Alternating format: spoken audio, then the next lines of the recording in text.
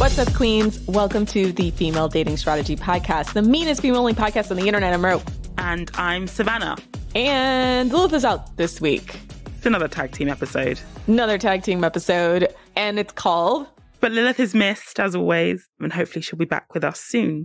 In the meantime, this week's episode topic, 37 truths we should have been taught about men.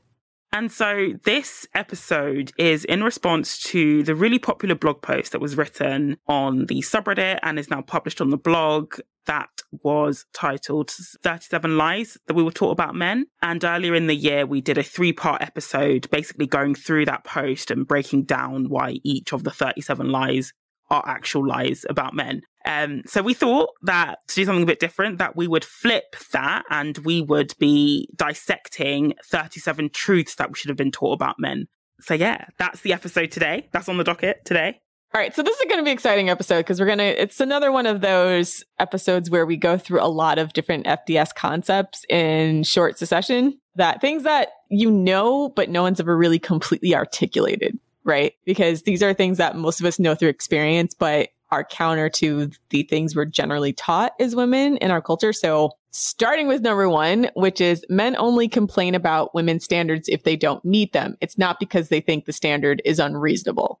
Yeah, so this one, I think it's quite self-explanatory in that when a woman gets dogpiled about her standards, I often find that it's only the men who don't meet that standards who are complaining about it. So let's say a woman only dates men who are tall, say 6 feet plus. It's not the men who are 6 feet plus who are complaining about the standards. It's the men who are 5'7", 5'6", 5'8", 5'9", or whatever. And that's more to do with them feeling rejected. That doesn't mean to say that your standard is unreasonable. It's more to do with their own ego and the idea and the feeling that they would be rejected or they can't see somebody as a potential option, basically, with that one.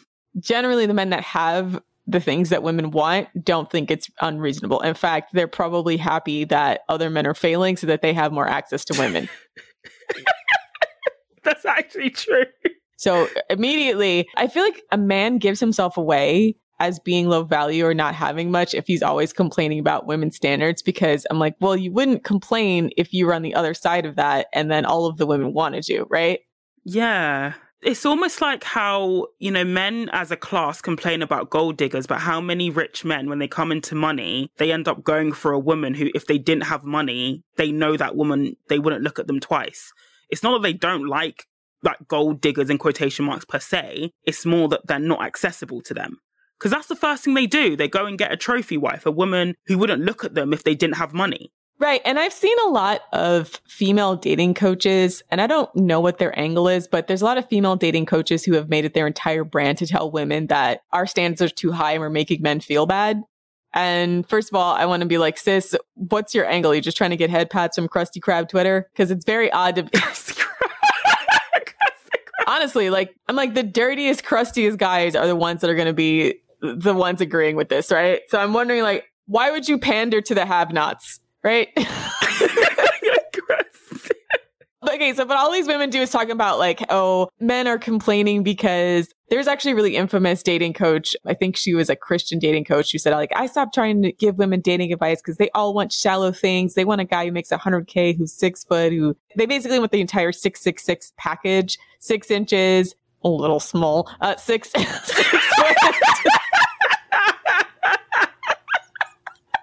6 figures. They want that entire package. And then their entire shtick is women are so unreasonable. This is so hard. And then you'll see men come up with all these statistics and how there's only a small percentage of men that meet that criteria and how women are all delusional. But I'm like, the men... The scrotomathematics. The scrotomathics. Do you know, the men have actually, I think it was on a post that maybe Ro did this post, but they actually have built this delusion calculator where a woman can put in her preferences. So say that they want a guy who's not overweight, over 6 feet and earns over 30K into this calculator, and it will come back and say how deluded she is. And I think they put in the woman said, so they assume that woman wants a guy who earns over $30,000, is not overweight and is over 6 feet. And on the delusion scale, it was 4 out of 5. And they were all saying look, your standards are so high. I was like, that not a flex. That just means most men are shit. And like, I swear $30,000 isn't a lot of money in the US. I know it's average in the UK. It's very average in the UK. If you're on 30K, you're not doing badly generally in the UK. But I thought $30,000 is not a lot in the US. 30,000, depending on the state, could be right, like just above poverty line. Oh, seriously? I think poverty line is somewhere around 18 to 19,000. I get the economy's bad and everything, but this idea that, you know, like that we should just settle just because like men feel like those standards are too high for them. It's like they're not getting the idea that like, well, without those standards, then you're pretty much useless to us, right? Like they never come out and say, okay, well, I don't have 6 figures, but I have this, or okay, I'm not 6 feet tall, but I'm this and I'm that. Like notice how they never like finish that thought. They just sort of say like, you're wrong for wanting those things. So I'm like, okay, so if we don't have those things, like what use are you? And then it's crickets. So the standards are what they are, Diamond. Number 2, men do not value or respect women who lower their standards to be with them. I think this is a really, really big one. And there are several angles that I want to unpack with this one. The first one is that, you know, like Ro touched on at the top of the episode, general mainstream dating advice is fully invested in getting women's standards to be where the Mariana Trench is or up Hades' ass crack. And the thing is, a lot of these men, they will be cheering on, you know, women who say, I don't mind if we go to Taco Bell for a day, if I pay 50-50. I don't mind if he doesn't have a bed and he has a mattress on the floor. I just love him for him. But why? What's great about him? Like, there's always a blank space where there's supposed to be a description of why you're dealing with this man, right? That's true. That's actually a good point as well, because I remember when I was complaining about one of my exes and my therapist, she didn't come across as the most based, but what she said in hindsight was based. Like, she straight up just asked me, what are you getting out of this relationship? Yeah. And I didn't actually have an answer. The thing is, when women start to think about that, that's when they start to have standards. And that's when men start to get mad because they think that we're just supposed to be with them and, I don't know, reasons that they can't even describe to us. So, I mean, number 2 to me is a direct result of number 1, where men complain about the standards, but as soon as you lower them even a little bit, they lose complete respect for you because they know it's an uneven exchange, right? They know that. Yeah, they know you're a sucker. Yeah, they know you're a sucker. So it's like they create this self-reinforcing environment, whereas if we articulate our standards, they're mad. But if we lower our standards, then they don't respect us and they take advantage of us and they exploit us. There's no movement in there where they actually close the gap or close the bridge to actually create some kind of value so that we're not embarrassing ourselves, scraping the bottom of the barrel. Yeah. And the woman ends up taking the bigger L because not only are you with a guy that you've admittedly lowered your standards for, but you're also not happy in the relationship. So that's like a double L. Like, at least if you're going to be in a relationship with a man, at least have him meet your standards. And this is another thing as well. And I feel like in my experience, I was speaking about this with my sister. We were talking about this list before we recorded. And we both observed that it tends to be, this is just a generalization based on our own individual like friendship groups, but it tends to be the attractive, well-accomplished women who end up lowering their standards. And then what happens is that when the guy starts moving mad, he starts acting booky. It's almost like their ego begins to say, you can't treat me like this, how dare you? And so they double down and try harder as opposed to removing themselves from the situation as well. And that's another thing, because as I've said before, it's one thing to have your heart broken by a guy who met your standards, who you had a good relationship with, but it just didn't work out. It's another thing to be treated like trash by a guy you know you should have never given a chance to anyway. Let's run that back, because I have to tell you that all of the times where I just wanted to, when I felt like an absolute donkey's ass, is when I gave a chance to a guy that honestly wasn't even my type,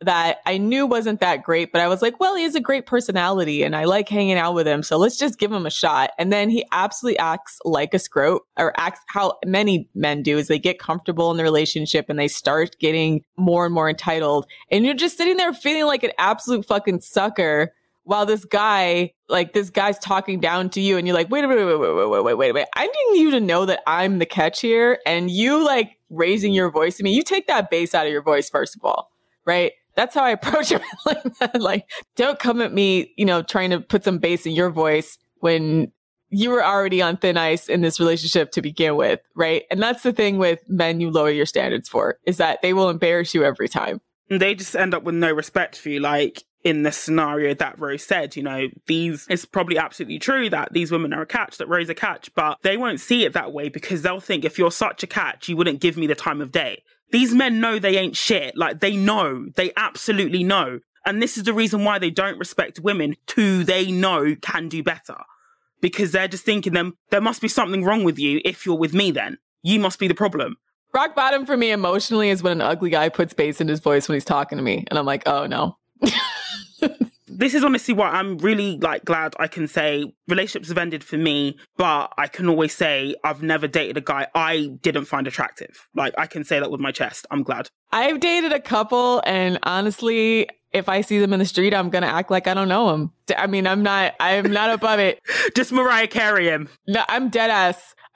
Like, I so get Mariah Carey. Like, there's just certain men you just have to pretend that you just don't even know. Because I was like, you know what? I wasn't in a great place in life. And I thought you had a great personality and I could grow to love your ugly ass. And it didn't happen. So now I'm just embarrassed of the entire situation. And never again, because I'm telling you, it's a mind fuck. I'm telling you, you'll look yourself in the mirror and not respect yourself if you let a man below your standards. Yeah, exactly. It just creates that negative feedback loop again because you're thinking, I'm so amazing, which you are, which these women are. So why is he treating me so badly? Then you start thinking you're doing something wrong, as opposed to thinking this guy's just trash because you're thinking, you know, it's almost like if you give sorry to sound classist, but if you give a poor person like a Michelin star meal and they start complaining, you're going to be like, where are my chicken fingers? Yeah. Like, yeah, exactly. So it just creates that negative feedback loop, which is why it just pains me when, you know, women lower their standards thinking that is the way to function in a relationship because you will lose every time, or women will lose every time on both fronts. Exactly. Number 3, a man will not love or respect you more for suffering alongside him and building him up. In fact, the opposite tends to be true. They resent you for it. Yeah, this links back to the first 2 points in that, again, we're told that, you know, ride or die, you know, we're told essentially ride or die in the Nollywood movie industry, actually, which is basically the Nigerian version of Hollywood. I grew up watching films where the woman would be subjected to horrific mistreatment from her husband, but then when he came into money, he'd then start treating her like a queen, or when they had a baby, he'd then start treating her well. All of that is horseshit propaganda. And men do not respect or love you, you know, for suffering, you know, more alongside them. And if you don't believe me, definitely check out For My Man, the documentary series where women have literally done this. They've literally suffered for their man and they're now in federal prison without parole for the rest of their life. Oh, is that like a Netflix documentary? Like a true crime documentary? It's a true crime documentary where basically, and we'll do an episode on For My Man because this is like Pick Misha's on steroids. But basically, yeah, where women, they will get into crime on behalf of, you know, the guy they're with. And the funniest thing is, like, when they both get arrested, the woman won't, you know, she won't snitch the guy because obviously ride or die, right? But the guy will be snitching her, like, and basically singing to the feds that blaming on her like a canary. So he'll get 20 years and she'll get life in prison with no parole. That's ridiculous. But that's what you get in some respects. Like, I mean, because I was used to watch like Cops, right? If you've ever seen them, I don't know if they have a similar show in the UK, but there's a show here called Cops. They basically just do police ride-alongs, and there's a regular occurrence where the boyfriend or the husband lets the wife take the fall for his drugs. Is that because they also believe that women get lighter sentences?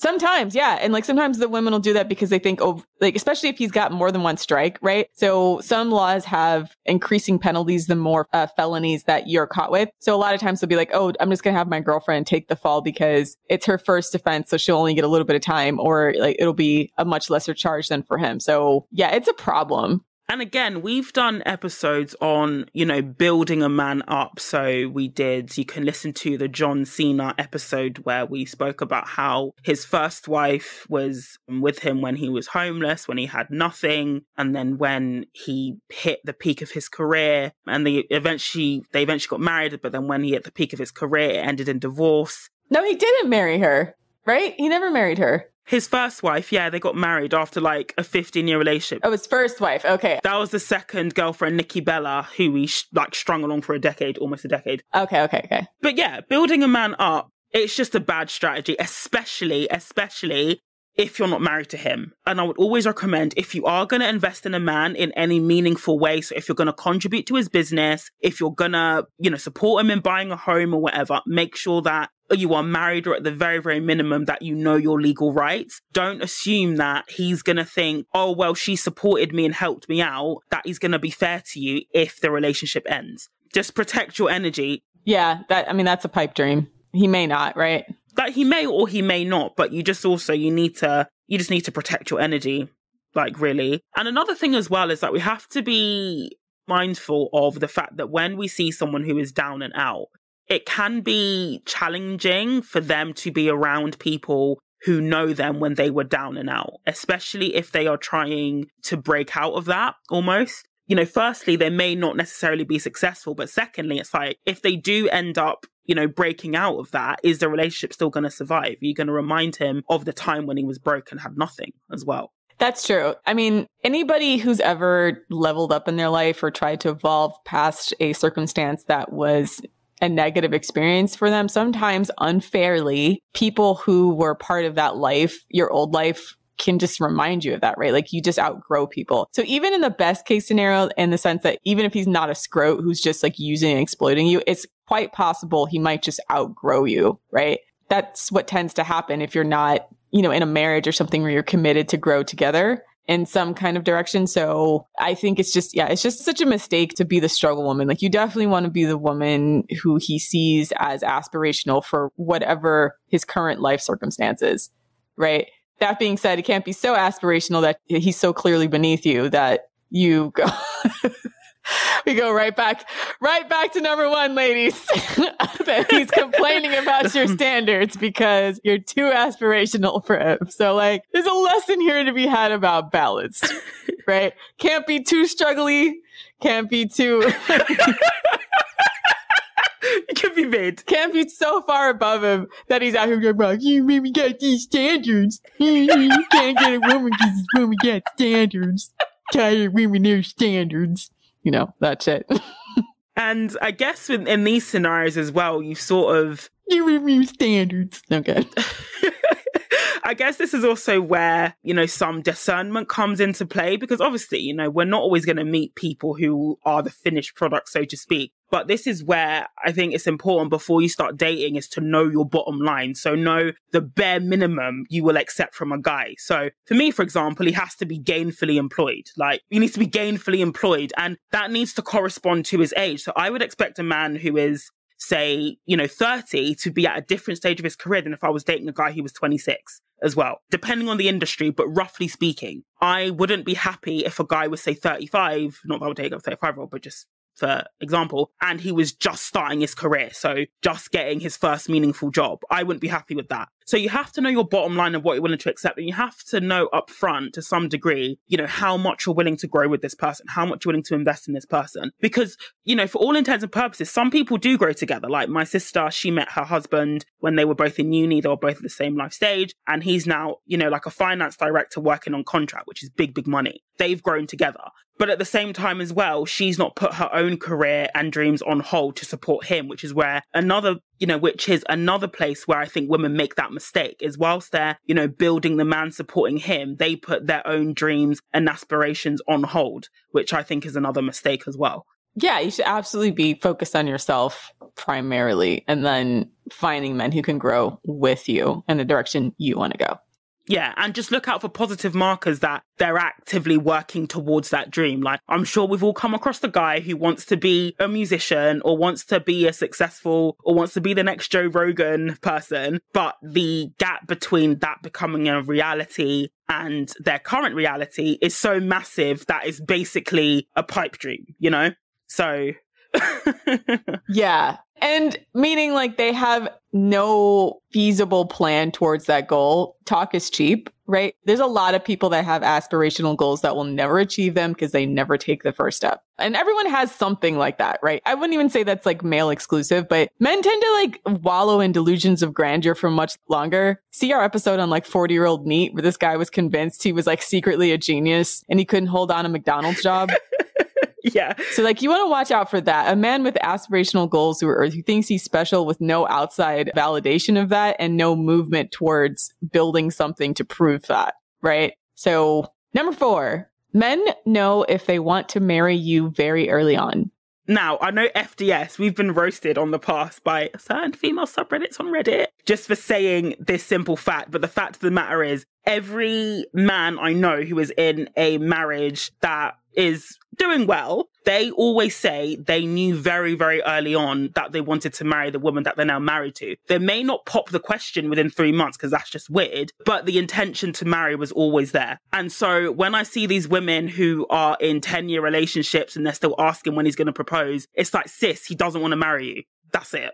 He doesn't want to marry you. Inertia sets in, right? Like, I mean, I especially feel bad for women, like if you've been together since high school or something like that. And then like they're together from high school and then they're together to their early 20s. And then inertia sets in. And a lot of times it's because this guy he's never had to, rise to the challenge of like having you around, right? Especially not as an adult. So he doesn't know if he wants to marry you because he doesn't have a concept of how to value you correctly in his life. So being a forever girlfriend, especially if you started dating a guy very young, it can be really tough because you think, well, we put all this time together and we have a good time. But if a guy hasn't made movement to actually marry you, it means that he does not quite value you in the way that he should, quite frankly. So even in those situations where you start dating fairly young and you feel like, well, we were too young to get married, because some people have said that to us, like where, oh, well, we started dating when we were 15. We were clearly too young to get married, etc. Like if he doesn't make movement to make that happen, like sooner rather than later, then I almost feel like you're in a relationship that's stagnant because he doesn't quite understand what he has at stake or what to lose. Yeah, exactly. And it's even further compounded. And I think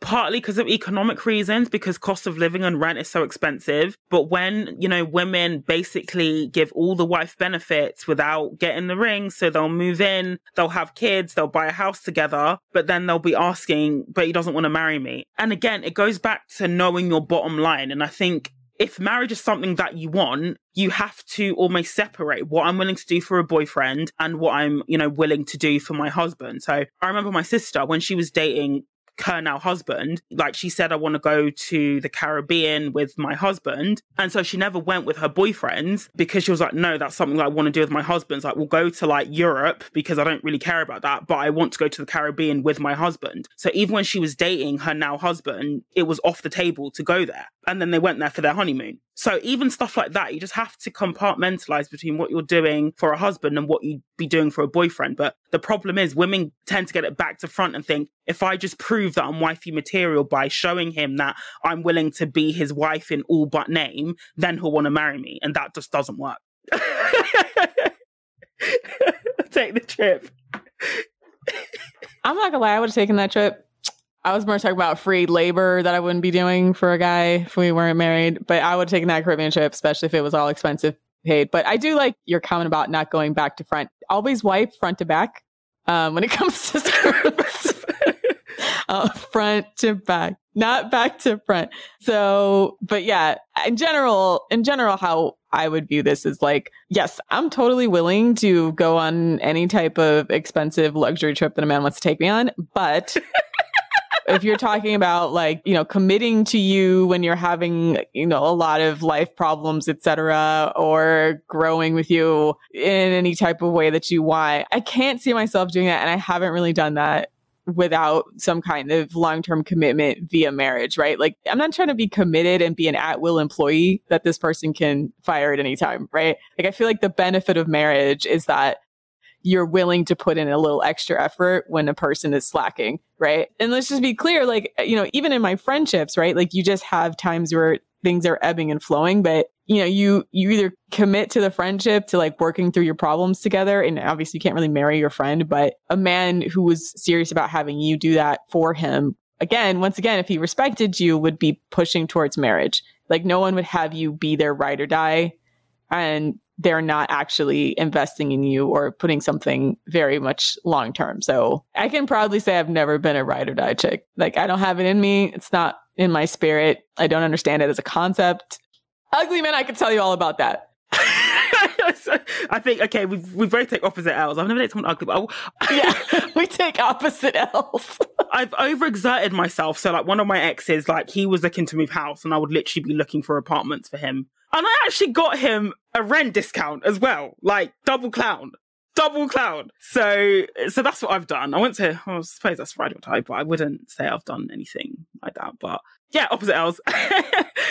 So yeah, I just don't think it's possible for a man who really wants to marry you. Like men know the value of marriage as well. Despite what they say, marriage is a ball and chain for men. They know the benefits and they know that being married to a good woman is going to elevate their life in ways that remaining single just won't. And so they will know very, very early on, like it shouldn't need the length of a bachelor's, a master's and a PhD before you start even having the discussion around marriage. That's just nonsense. Especially if you've been basically combining your lives together in a way that a traditional married couple would. If he's still dragging his feet, sis, he's not interested. That's it.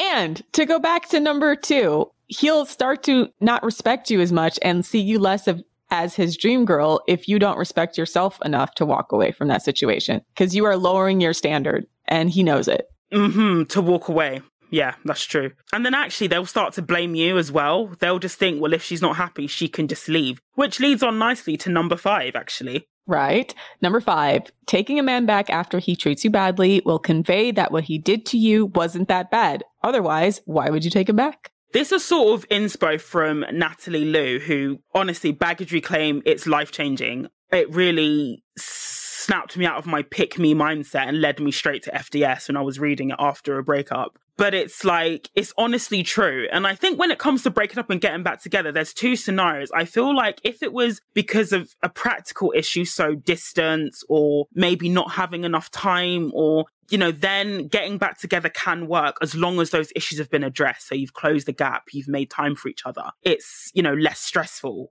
in your life, for example. And that's actually worked out for me to some degree in some relationships where, you know, when we first met, it just wasn't the right time. We just didn't have time for each other. And then, you know, when the stresses had gone, we were able to resume a good relationship for some time. But when it's attitudinal or behavioral, so in essence, he treats you like shit, then I don't think it's worth considering, you know, getting back together because as this one says, you know, if you take him back after cheating, if you take him back after he's disrespected you, initially it might seem like he's had a change of heart and he's matured and he's grown. But going back to the previous points, he will eventually come to think, well, I can't possibly be that bad if she's still willing to give me the time of day. And then, you know, you'll have that honeymoon period for a bit and then you'll find that the treatment gets even worse. Yeah, that's the thing. If there's times where there's a miscommunication and there's other times when a guy's testing your boundaries, right? Because where I've fallen for it a couple of times, and I tend not to entertain situations for very long, but when you're kind of in a fledgling situation and you're trying to figure out, okay, like, are we going to stay together? Are we going to continue on the path that we're going and like be like formally be a couple? Sometimes what happens is a man is just like trying to test your boundaries there. And then basically a compliance test for the rest of the relationship. And what's happened on my end, because I didn't necessarily recognize that, they'll apologize later and be like, oh, well, I think I was just like, I was joking, or I was like, I think you misunderstood me when I didn't comply, right? Because I don't comply. I know enough not to comply, but my mistake was like assuming it was like a misunderstanding or a joke, because that's what they'll try to do is they'll try to play it off and be like, oh, it's a misunderstanding or it's a joke. And so I've then gotten with a guy and thought, okay, well, he's not going to do the X thing anymore because I already told him this is not fine. And he said he was joking and he didn't mean it. And like there was a miscommunication. So I would trust that feedback only to have them later on the line do exactly that shit again, because once again, it was a compliance test to see how much you would put up with shit and not actually a misunderstanding. So, and it's like they know, right? And it's under no circumstances are they unaware that you're not fine with it because you had a conversation, you had an argument about it. It might have even like made things tense between you or pushed you apart. And they come back apologizing, saying they're not going to do that thing because you didn't acquiesce to their compliance test, but all they do is try to get craftier and then force it somewhere along the line. So that's been my experience with men who do something that I think they know on some levels unacceptable. And then it's never a misunderstanding the way that they try to portray it. And I think romantic comedies, they set us up for like bad choices in this regard, because in a romantic comedy, the men's bonehead moves are always out of ignorance and not like deliberate. And so I think a lot of women tend to err on the side of thinking like, oh, it's just men. They're so bad at communicating. They're so bad at knowing. But I think there's quite a few men who take advantage of your goodwill and assumption of men's ignorance to just try to force your compliance down the line. I don't think it's all ignorance, to be honest. No, it's not. And unfortunately, this is the strategy that works. I think we have to accept that part of the reason why the shitty tactics and things like the manosphere or the red pill are so prevalent is that it does work on some women. Like we at FDS, we can say, you know, it's ridiculous, it's, you know, silly, it's manipulative, but we can see it for what it is. But when they are trying these tactics out on women who don't know any better or are still absorbing or who are still getting majority of their dating advice from the mainstream, their tactics make sense. And you'll think that if a guy treats me badly and I've had enough of my split up and he comes back and says he's sorry, he must really mean it. And it's not true. But unfortunately, these tactics work. Yeah. And you can tell the difference because if you try to do the same thing to them, they flip out, right? Because men know that that small boundary violation leads to larger things. And this is, again, a difference between the way that men and women are socialized. Like, men are socialized to understand and protect any small boundary violation, whereas women's are always thought of as negotiable by society, and men are always trying to... Up for debate, yeah. Yeah, up for debate and always enjoy it. But like, you cannot treat men's boundaries with the same level of disrespect as they will treat yours at times. And I'm telling you, I've had some petty ass... God, I had a guy, for example, this is so petty, but at the same time, just so indicative of what this particular guy I was dating was like, was I couldn't eat or drink in his bed, but like when he would stay with me, he tried to drink a whole soda in my bed. And I was like, no, you can't like drink in my bed. And then he basically at the time, like was completely dismissive of what I was saying. And I was like, you would flip the fuck out. If it was you. If it was you, it was your house. And so there's little things like that where you can just tell that a man's just testing your boundaries just to test them. And it's not like, and again, I might have thought like, oh, younger me, stupider me might have thought like, okay, a bit of a misunderstanding about boundaries here. Just communicate. Just tell him it's not fair. And then he'll realize it's not fair. And now I see, no, it's a compliance test. Like he wants to be able to push my boundaries in a way he would never, ever accept. And I'm like, you of all people should understand why it's not cool for you to be like trying to eat a full course meal in my bed, right? Like, so stuff like that. What's up, Queens? This episode is brought to you by our sponsors, Athletic Greens. AG1 by Athletic Greens is a nutritional drink that you can drink every day for optimal health. I've been taking AG1 every morning after the gym mixed into a green smoothie. I like to mix it with some pineapple juice, a couple of ginger cubes, and a handful of spinach and some kale. 1 scoop of AG1 and you're absorbing 75 high-quality vitamins, minerals, superfoods, probiotics, and adaptogens to help you start your day right. AG1 is my daily micro habit that makes it easy to absorb key nutrients, lead a healthy lifestyle, and feel my best. And to make it easier for you to obtain better health, Athletic Greens is going to give you a free 1-year supply of immune-supporting vitamin D and 5 free travel packs with your first purchase. All you have to do is visit athleticgreens.com/FDS. Again, that is athleticgreens.com/FDS to take ownership over your health and pick up the ultimate daily nutritional insurance. 1 scoop, 1 minute, once a day, every day. AG1 by Athletic Greens. Now, back to the show. So I guess this leads pretty well to number 6. Teaching a grown man the basics in terms of how to be a decent being is an exercise in futility. He already knows, he just doesn't care. Yeah, this one comes from the oft advice of the just communicate. So, my boyfriend never makes me come. Have you told him you want an orgasm? My boyfriend, leaves skid marks in the toilet. Have you told him to clean the toilet? They know that what they're doing is shitty, no pun intended. They just don't care. Yeah, they want to wait till you bring it up and then say you're nagging them, right? Or that make you the bad guy. It's just a very passive aggressive tactic to get out of taking care of business, whatever that business is. Yeah. And even if he doesn't know, as a partner, it's not your job to bring up your partner and teach them the basics of how to function as a decent human being. That's not your job as a partner. That was the job of his parents, but as a grown adult, he should then take it upon himself to learn how to do that if he's deficient in that area or areas. Yeah. And it's tough because I know everyone's level of cleanliness or cleaning habits are somewhat different. I mean, but they know you're annoyed by it is the thing. If you're not saying anything, that's different. Like, if you're cool with that, if you're cool with being messy or whatever, like Rose said, everybody's tolerance is different. But he knows that it bothers you. They know.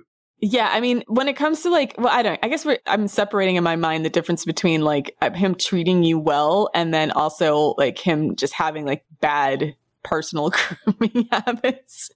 Because some guys are just slovenly and it's not even a personal statement on you. That's just the way that they are, even though it's easy to take personal. So I almost want to say a grown man should know the basics of ethical treatment of others. And if he's going to live with other people, he should have enough respect for the other people he lives with, including you, to try to make that environment comfortable. Yeah.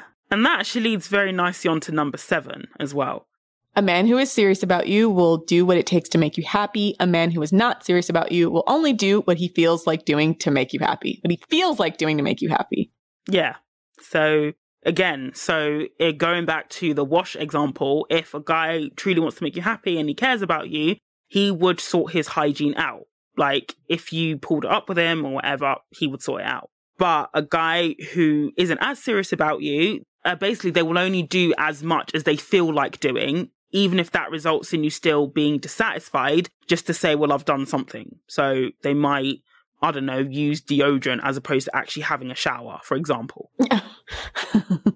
Yeah, I mean, I've had this happen with any new relationship I have. There's always like little idiosyncrasies that you find out about each other's likes and dislikes, right? Things that are very, very minor. And again, I don't think it's a huge deal to like, make little concessions here and there if it just makes that person happy. Like, you obviously shouldn't be changing your entire lifestyle or changing who you are to make a guy happy. But when it comes to like very minor things, if a man can't even make an effort to do that, I mean, something very simple. Like, I remember just having a conversation about sex before I actually had sex with this guy. And we were talking about like trimming pubes. And I was like, well, I just don't want it to be like, just keep it like respectful is basically what I said.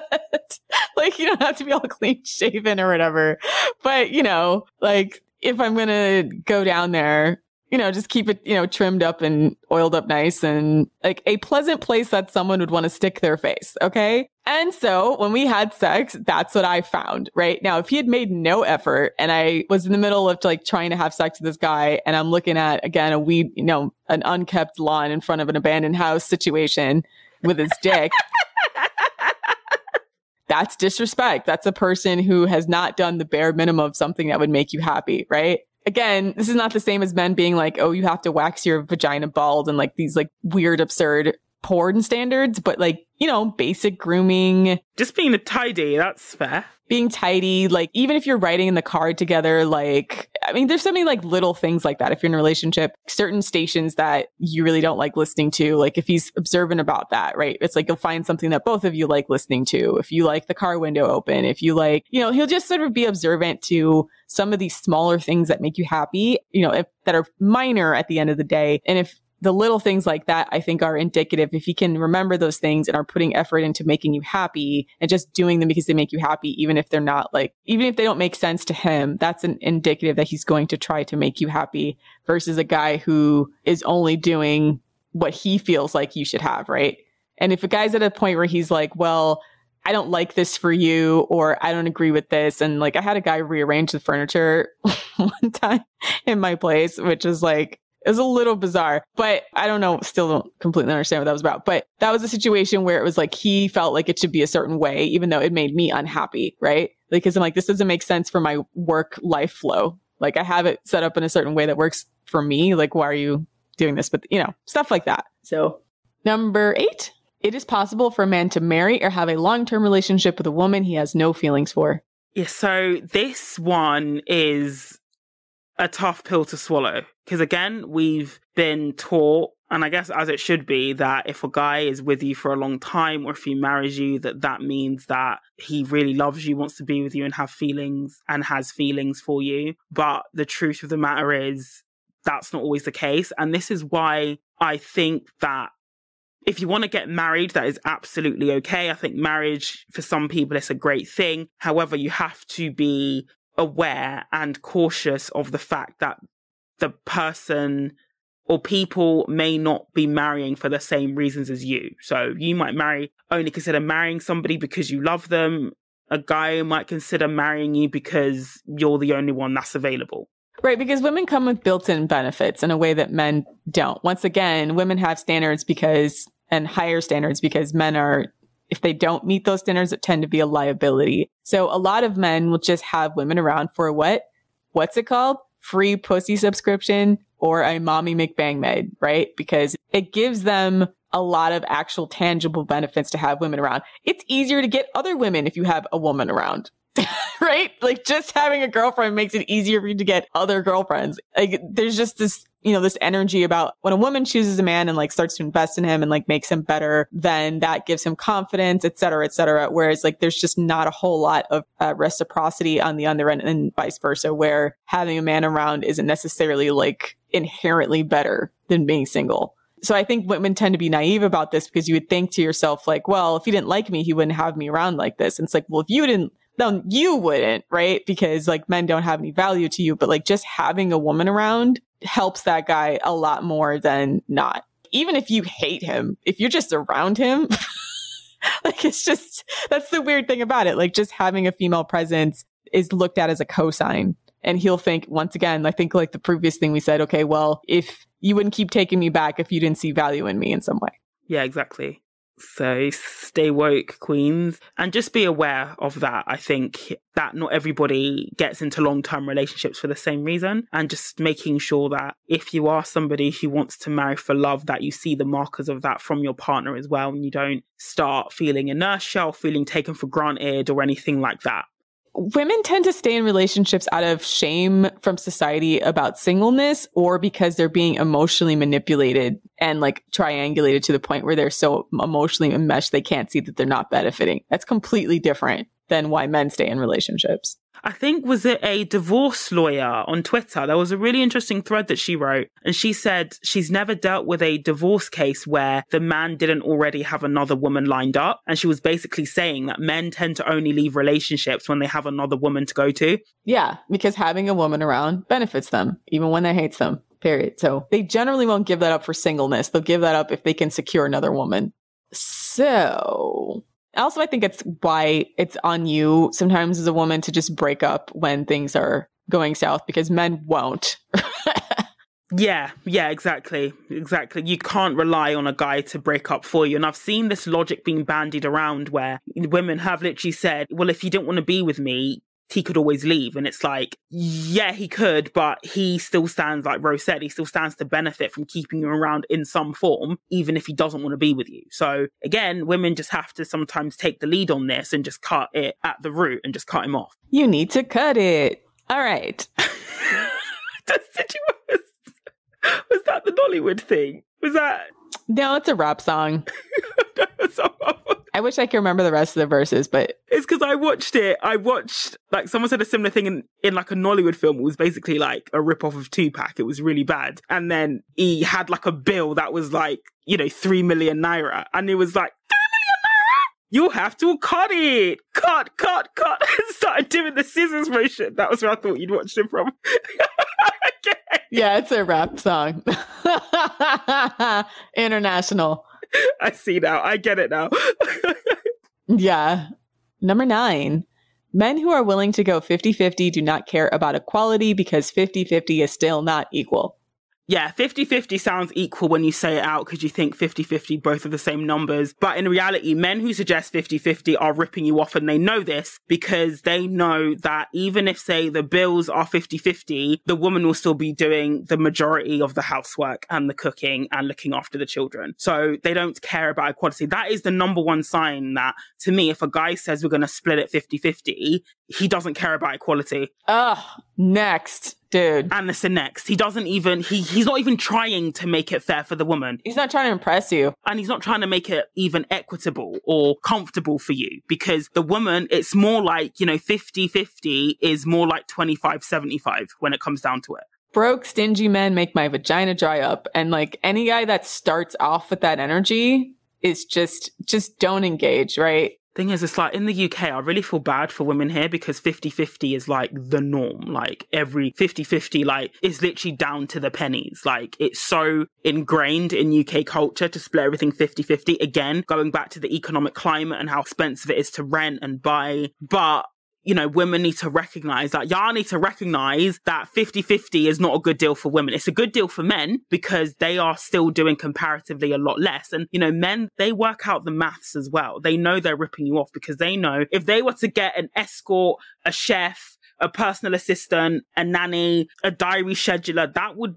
cost a lot more money. And so when they go 50-50, they know they're ripping you off because they get to pay 50% of the bills, but you'll be doing 100% of all that extra work for them. Yeah, exactly. Like the reason why they're so open to the 50-50 model is because it benefits them greatly. It benefits them. And they can argue because obviously it deals with numbers, but they can say, well, I pay half and that's it. Do you know what I mean? Whereas things like domestic labor, even though it's very important, but the work that women primarily do in the household is a lot more difficult to quantify. That's why men can get away with doing fuck all. Yeah, I always look at it too as if you were engaging in any type of business venture with another person, you have to factor in things like opportunity cost, which is always risk and opportunity cost, right? So risk for women is always higher. Like dealing with a man, you're much more likely to suffer violence on the head, and especially fatal violence from a man than vice versa. Men are from women. Then you have opportunity costs. Like women have a smaller fertility window. Like you just can't afford to waste nearly as much time in shitty relationships as men can, right? Not by much. Like I think men maybe have like another 5 or 6 years where they're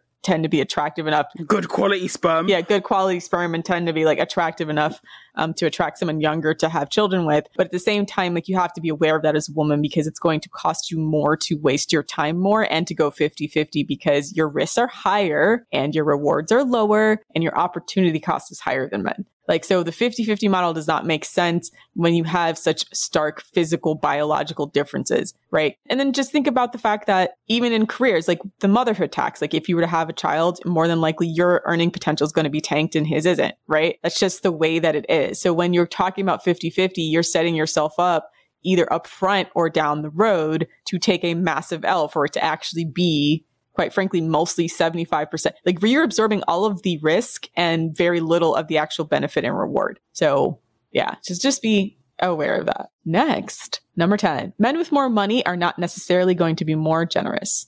So this was more tossed into the people or to the women that want to, I guess, buy into this idea that I want to find a rich man who will spoil me. Yes, that's always an ideal.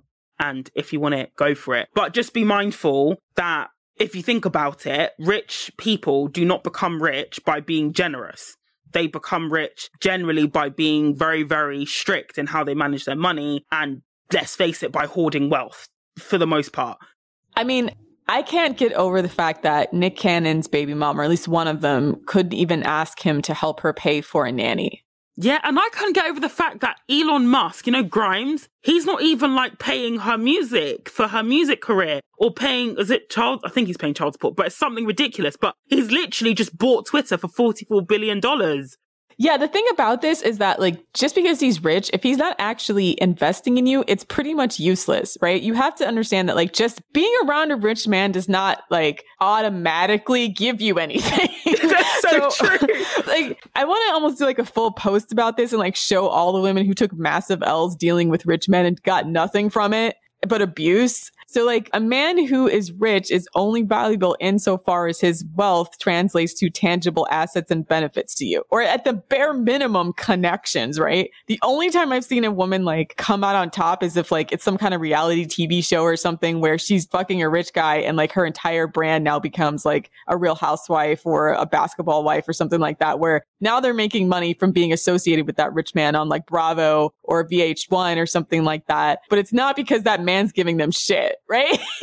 So, in fact, when you listen to a lot of these women, they're forever broke and struggling outside of their check that they get from the reality show, because they'll be like, oh, my ex-husband or my boyfriend cut me off. He's not paying child support. You won't pay for a nanny. And they're always like begging for crumbs from these guys that like they're associated with. And it's like, so you did all this work to be associated with this man and he's like nickel and diming you, won't pay child support, I mean, you look at Tristan Thompson, like how he's treated the women that he's gotten pregnant, even Chloe, but even the women outside of Chloe, like they're not getting anything from being associated with him. Yeah. It's better to be with a guy who earns £50,000 or dollars a year, but is generous and will do his best to provide for you than it is to marry or to get with a broke, stingy millionaire. If you're going to marry him, like then that's a little bit different. But yeah, if you're just with a guy and he's like not, but it tends to be that if he's going to include you on his assets, then he will start doing that earlier on in the relationship, right? There's not like, he doesn't suddenly go from like a broke, stingy scrote to a completely generous guy after you get married. And generosity, ultimately, is a mindset. It's not really related to how much money somebody has. I mean, capacity to be generous increases when there's wealth, but capacity doesn't translate into action. And even with marriage, these rich men, they get strict prenups. I mean, prenups aren't as popular in the UK because the general thing is 50-50 here. But some of them, like the guy who founded Snapchat and Miranda Kerr, they end up signing a crippling prenup, basically leaving them with nothing if anything goes wrong. So, I mean, generosity and being rich, they're not, basically don't conflate the two. They're separate things. And I think men like to believe that, oh, you know, the broke men who have don't have money at the moment, like Rose said, if I become rich one day, I'll provide for my shawty. Yeah, she won't have, you know, she'll have everything. And it's not true because giving is a mindset. Yeah. I mean, I'm allergic to the spirit of broke and stingy. Just exercise it from my life. Like just literally just makes me break out in hives. Like I can't deal. If he's like that broke, he's going to be like that when he's rich. Like these guys are not. A miser is a miser. Yeah, it's a mindset. Doesn't mean he's stupid with his money, but it means that he knows how to spend it to create experiences and with people he values, right? All right. So number 11, a man is on his best behavior in the early stages of the relationship.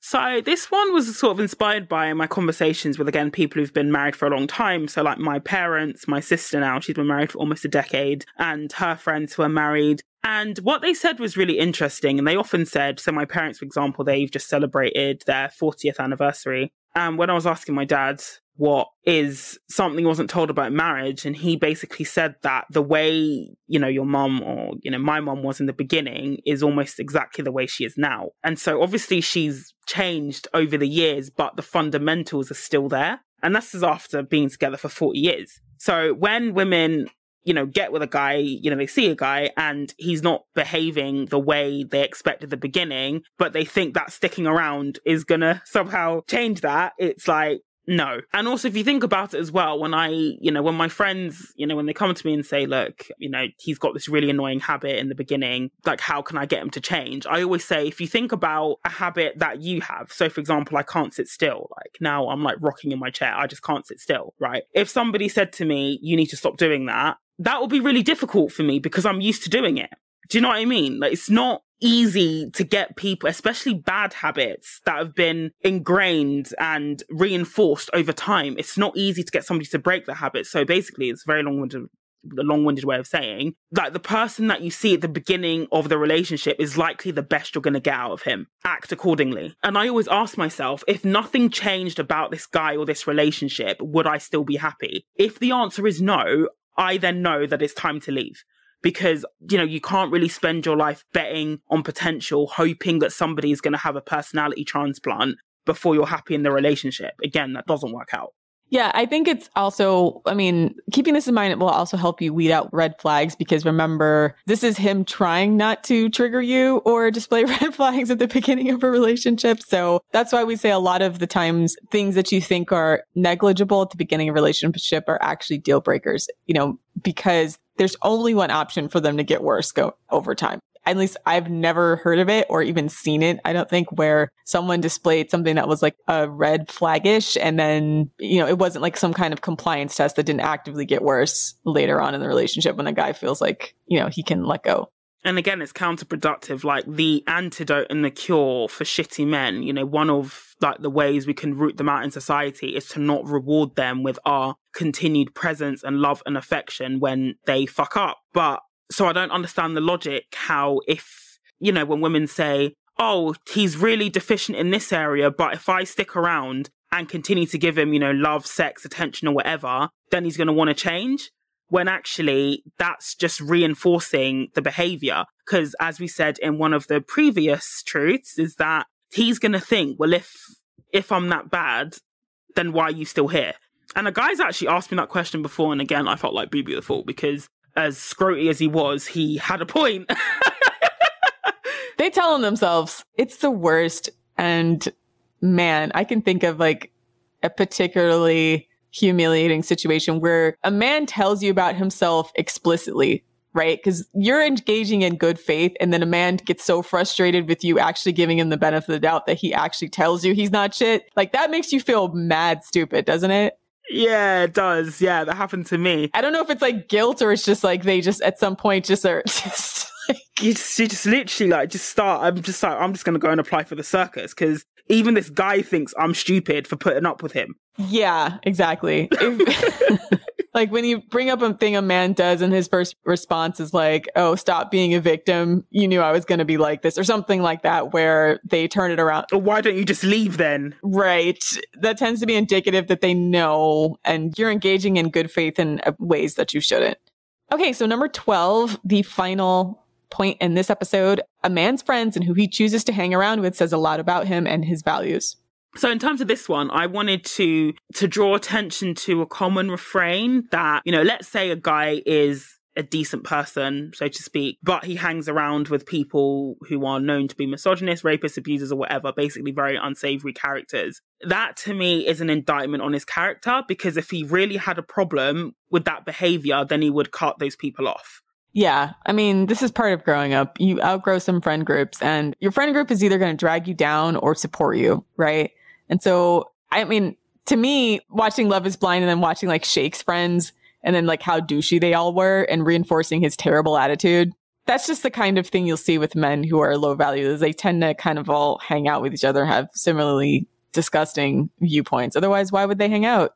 Yeah, exactly. And it's like, I think there was a really, really good quote that was, I think it was initially about Nazis, but they adapted it to abusive men. And it's like, if you have, say, 10 abusive men around a table and then, one non-abusive man who doesn't say anything, you've actually got 11 abusive men around the room. It's not just about, necessarily perpetuating bad behavior, but it's also not saying anything. And when bad behavior is being committed. And, in a similar vein to how I've said that a huge part of the resistance against abusive, men in interpersonal relationships is to not reward them with our time and attention. Similarly, that applies for friendships as well. Like, social isolation is part of the solution. Because if you are around somebody who is doing something shitty and you're still continuing to be their friend, reward them, you are almost co-signing what they're doing. Yeah, I mean, this is patriarchy in action. It's where men either actively support or maintain their silence when other men behave badly, right? And it's a way to keep you under control. It's strategic. It's strategically, because they'll speak up when awards them brownie points or makes people believe they're a feminist, so they have access to more women. So yeah, strategic silence, yeah. I mean, and it's scary because if you've ever been, again, red flags actually for abuse, if you've ever been in a relationship with a man who has friends like that, they will be the first ones to gaslight you about his behavior and or cover for him if he's abusive in any type of way. So I actually find this to be a bigger red flag. And the quality of a man's friends, to me, is such a huge, huge, huge, huge red flag. Unless he's got like a charity case friend that he kind of knows is a charity case. There's a really funny Twitter trend and Twitter thread about like finding out your man's not the leader of the group, right? So if you ever dated a guy and then you find out he has a friend who is the leader of the group, but he's like a massive douchebag, extreme red flag. If he has a friend that's kind of a douchebag, but nobody in the group respects him, but just kind of, keeps him around so he doesn't off himself, then you kind of look at it like, okay, well, he's doing charity work. He is like kind of a shitty friend. It's a charity case. Keeping someone alive. Yeah. But like, if he's the type of guy that has like, oh, sorry. I'm just like, I'm having like my skin's crawling thinking about these type of guys. You'll see this a lot in like insular male groups too, like fraternities. Let me think of another situation, like sometimes sports clubs or whatever, where they have like interpersonal group dynamics. And then one of the guys is like wants to belong so bad that he's just perpetuating every single like patriarchal stereotype. He'll be the loudest, like denigrating women. Like those type of guys, they want too bad to be accepted by these men and they don't know how to like stand against the crowd and or also definitely won't protect you against, any crowd of men. Like, it's just one of those things, like they're trying to build solidarity with other men at your expense, and you will lose in that situation. So if you see a guy and first of all, he's a wannabe in that group, just don't even, like, he's a pussy scavenger. Oh God, pussy scavenger energy. Also allergic to that. We need to deconstruct the pussy scavenger in greater detail, because you've been dropping hints about pussy scavenger all year. But we need to get the DL on these pussy scavengers, because I'm curious. Well, pussy scavengers are never the leader of their group. Like, pussy scavengers are the guys that are hangers on trying to get, they're trying to scavenge pussy that falls from the crumbs of the mouths of the more accomplished, successful, attractive, pro-social men of the pack. Yeah. They tend to be the weird, creepy friend of the group. So yeah, you don't want a guy with pussy scavenger energy. So when you're watching his friends, and you don't want a guy who's going to reflexively defend his friends over you, because that doesn't bode well for the future of your relationship and his willingness to commit to you and build a relationship with you. Because at the end of the day, his friends aren't going to cup his balls and push out his kids. So fuck his friends. You know what I mean? This is the thing about male friendships. Some of them are so useless that you wonder why they're so committed to the solidarity, other than the misogyny aspect of it and the control of women aspect of it. And similarly speaking as well, another point, if a guy's friends pulls you to one side and says, this guy ain't shit, I would take that message seriously, basically. Because he broke code and, there's a reason that they're breaking ranks, so to speak, to warn you about him. So I would take that message very, very seriously. New episode idea, what you can tell about a man from his friend group. Put that on the docket. Yeah, the pussy scavengers, we could talk about the covert abusers. There's certain times when we bring up certain aspects of men and my skin just crawls. Pussy scavengers are one of them. Ugh, their whole energy. I'll have to think of some celebrity examples, because you'll know what I'm talking about when I point it out. It's just the opposite of big dick energy. So, all right, so that's the show. Let us know what you think on our forum at thefemaledatingstrategy.com/forum.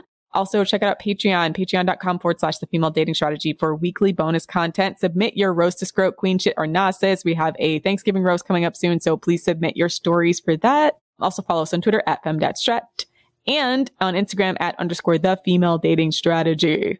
Thanks for listening, queens, and for all you scrotes out there. I'm allergic to you. Ew. Achoo. See you next week, ladies. See y'all next week.